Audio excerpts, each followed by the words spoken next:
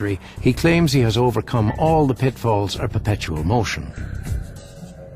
And if he has, this machine is a real threat to those individuals, companies and countries whose fortunes have been underpinned by gas, oil and coal, plus perhaps others who have a vested interest in maintaining the status quo. So far, since the machine is finished, Aldo has had visits from physicians from a lot of countries, actually, from Italy, from Canada, from Russia, and also some eminent French scientists, some of them member of the Science Academy, to establish if it's really what we can call perpetual motion or not. One of my most popular web pages is my history of perpetual motion machines and free energy devices, which unfortunately reads like a litany of fraud, often committed by once sincere inventors that simply can't accept the prospect of failure. One such inventor was Charles Redheffer. Here at the Franklin Institute, we have this wonderful Isaiah Lucan's model of Charles Redheffer's perpetual motion machine, and it seems to have worked or didn't work by utilizing these inclines and weights and a very elaborate system of counterbalance. What the people saw was a device that apparently ran under its own power, but a young engineer by the name of Coleman Sellers thought he smelled a rat. Coleman Sellers realized that the larger wheel was actually pushing the power wheel.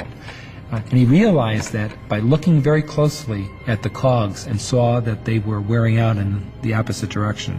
This model clearly shows that the machine was actually driven by a clockwork motor hidden underneath the machine, and that an attendant would actually wind the clockwork motor by pretending that he was dusting it on a regular basis. Charles Redheffer had been charging the enormous sum for the day of $5 each for people to view his magic machine. So now, in fear of an angry mob, Redheffer hoofed it out of Philadelphia only to try his scam again in New York, this time exchanging the clockwork motor for a servant turning a handle in the room next door. Today, the prize for inventing a free energy system that could power the world is, of course, enormous. Way back in 1946, an inventor by the name of John Searle claimed he had designed a technology that used magnetics to produce unlimited free energy, and that he could use this technology to power a flying machine that could carry 2,000 people from London to New York in under half an hour. It is built very simple. Round here is the actual drive part, which is, by the way, all electric magnetic system. Beneath, you will have 8 legs on the actual craft, and combine all, it will take 2,000 passengers. It will be economic to run because there is no fuel bill. Why do you think people don't believe it? Well, they never believed the motor car was coming, or the train, or the aircraft. So why should they believe about this? John Searle persevered in trying to persuade others of his dream, and finally the media did begin to take him seriously. The only person that has ever developed this technology is Professor John Searle. He did this from 1946 through 1978, I think the last one was done, and is capable of redoing it again. This thing wanted to fly. So to me then, the easiest thing was to work on a body. Let it fly.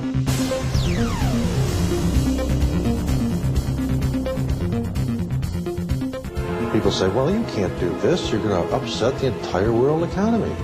The whole economy is based on oil. We have, and it works, they're saying. Well, it works very well for the people who are running the economy, but not necessarily for everyone else. And particularly not, it seems, for John Searle, who, according to some, was never going to be allowed to let his invention see the light of day. I come from an ex-Secret Service background, where I was in electronic intelligence.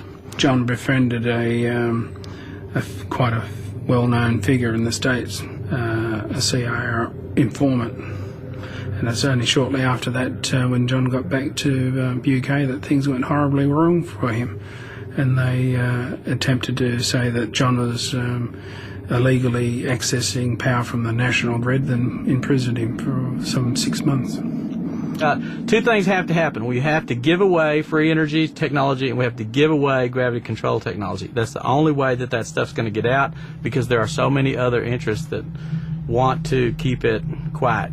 And that's why you hear all these spook stories about people, and families are threatened. It's not just threatening the person, it's threatening their family and all their friends, and that's what scares the heck out of people. And they say, well, we'll shut up. They'll try to find some legal mechanism of closing you down. If you're an idiot and go and try and patent it, you've given them all the inroads on where you are, how to contact you, etc. So be ultra wary of that. And be careful of getting a bullet in the head. John Searle must be good at dodging bullets, because today, age 72, he has managed to keep himself and his dream alive. This meeting in London is with Harold Asperdon, who has an honours degree in engineering from Cambridge University and is also the retired head of IBM's European Patents Division. Before we pop off, but that's life.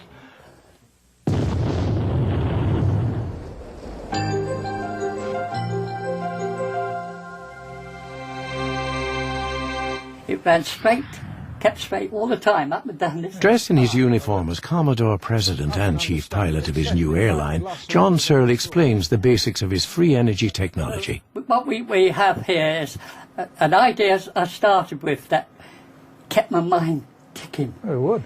This is a basic decide of the model we want to build, a flying machine. This is the basic structure idea of how to go about assembling this concept.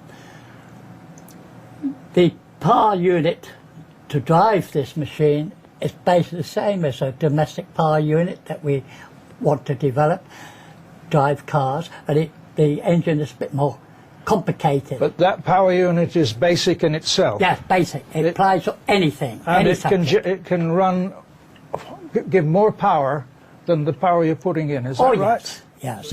When I first heard of this, I realized that you had something new that was different from anything before, in that you have those magnets interacting with one main central magnet unit. The thing I see in it is that the magnets rotate, and if they can cause the ether to rotate as well, the resulting rotation is in the same direction as the magnet, it therefore will accelerate. The government knows about this work. Nobody's hit them hard about this work. The government only know what their advisors tell them. Yes. Their advisors get money from the government, and they want to keep getting the grants. So they're not getting the advice they should get on matters like this. Anyone inventing this would be wealthy beyond belief and would instantly earn themselves a place in history. And that is why I believe that so many people persist in chasing this impossible dream. So is John Searle simply one of Eric Krieg's deluded inventors who cannot give up on an unworkable idea? The big money from the Americans in particular is essential. Clearly, Harold Asperdon doesn't think so, and yet it has taken John Searle over 50 years to get someone with Asperdon's qualifications to take him seriously. No, don't push it. It started on its own. It goes on its own. Was this also to be the fate of people like Aldo Costa and other free energy inventors? Is it art? Yeah, of course it's art. If this isn't art, what is art?